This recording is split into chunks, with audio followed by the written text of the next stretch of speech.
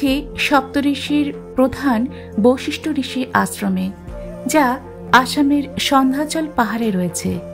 এটি একটি প্রাচীন তীর্থস্থান যা তার ঐতিহাসিক গুরুত্ব এবং নৈসর্গিক সৌন্দর্যের জন্য সুপরিচিত।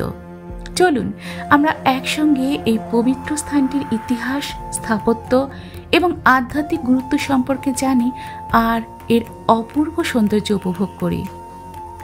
দক্ষিণ পূর্ব গৌহাটির বেলটোলায় গড়ভাঙ্গা রিজার্ভ ফরেস্টের কাছে থাকা এই আশ্রমটিতে রয়েছে বশিষ্ঠ আশ্রম দেবালয় ও গণেশ দুর্গার মন্দির। সম্পূর্ণ মন্দিরটি কামরূপ স্থাপত্য শৈলীতে তৈরি করা।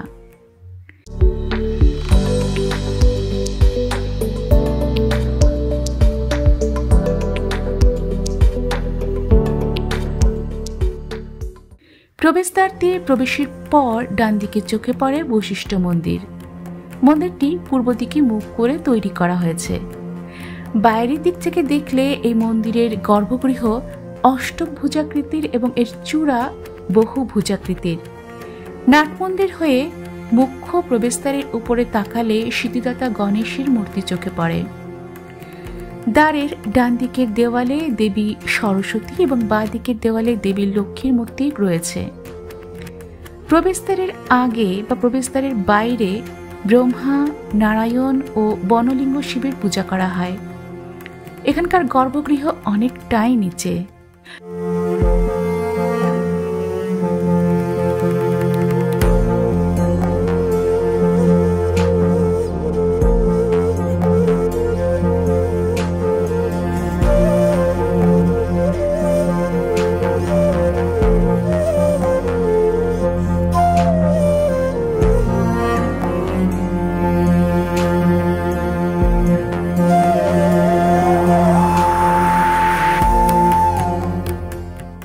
বলা হয় যে কলিযুগের প্রারম্ভে বশিষ্ঠ মুনির পার্থিব দেহ এইখানে এই শিলাখণ্ডের সাথে মিশে যায়।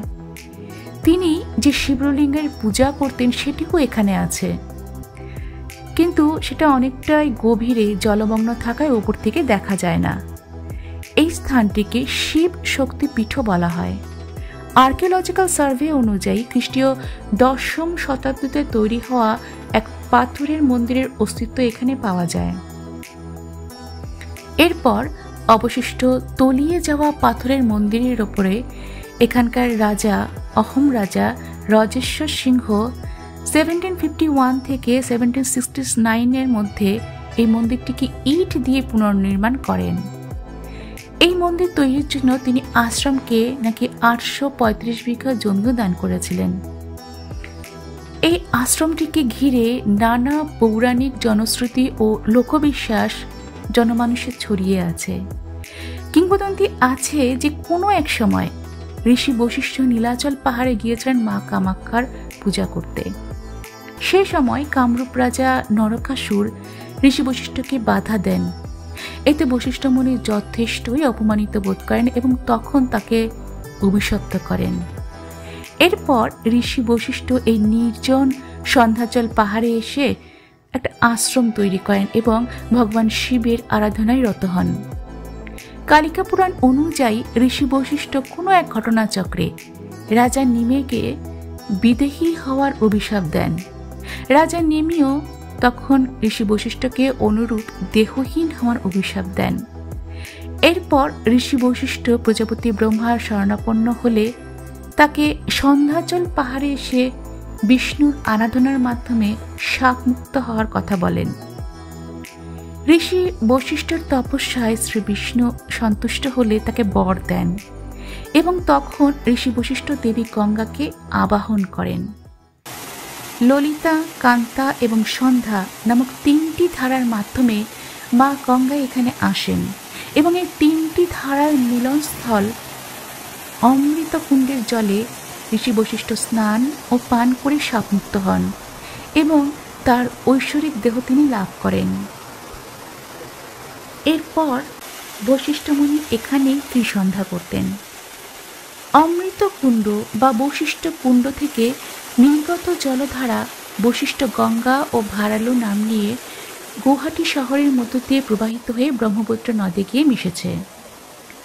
জনপ্রিয় বিশ্বাস অনুসারে মেঘালয় পাহাড় থেকে উৎপন্ন হওয়া এই ত্রিধরার মিলনস্থল থেকে বেরিয়ে আসা বশিষ্ঠ গঙ্গার পবিত্র স্নান করলে যে কোনো ব্যক্তির জীবনী শক্তি বৃদ্ধি পায়, তার কৃত সমস্ত পাপ মিশে যায়। ছোট একটি পুল পেরিয়ে রয়েছে গণেশ দুর্গার মন্দির।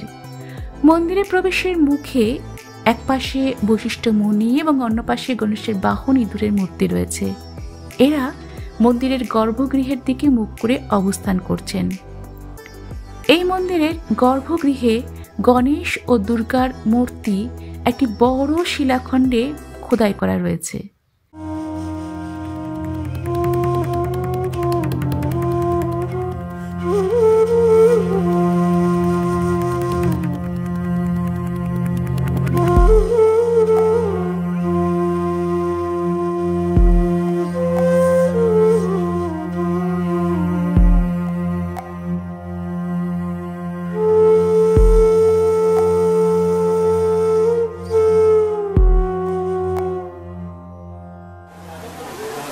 এখানে প্রচুর বাদল রয়েছে। মে মাসে প্রচন্ড গরম থেকে মুক্তি পেতে এরা নদীর পাড়ে থাকা একটা উঁচু গাছ থেকে ঝাঁপ দিচ্ছিল, ভালোই লাগছিল দেখতে।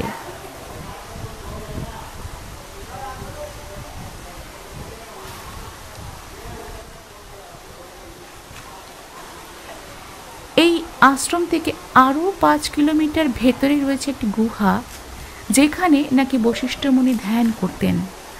সেখানে আমাদের যাওয়া হয়নি।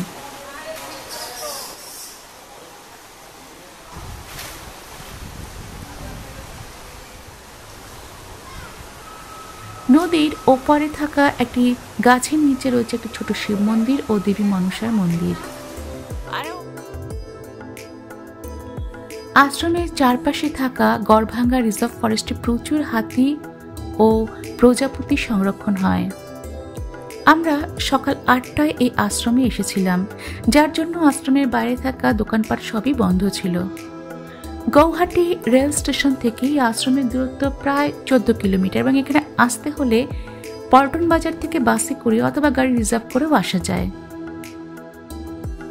এই মন্দিরে এলে একজন ভ্রমণকারী শুধু পৌরাণিক ইতিহাসের এক অধ্যায়েরই সাক্ষী হবেন তা নয়, বরং প্রকৃতির সান্নিধ্যে এসে মনকে পুনরুজ্জীবিত করারও সুযোগ পাবেন। বশিষ্ঠ আশ্রম শুধু গুয়াহাটিরই নয়, সমগ্র আসামেরই একটি অমূল্য রত্ন।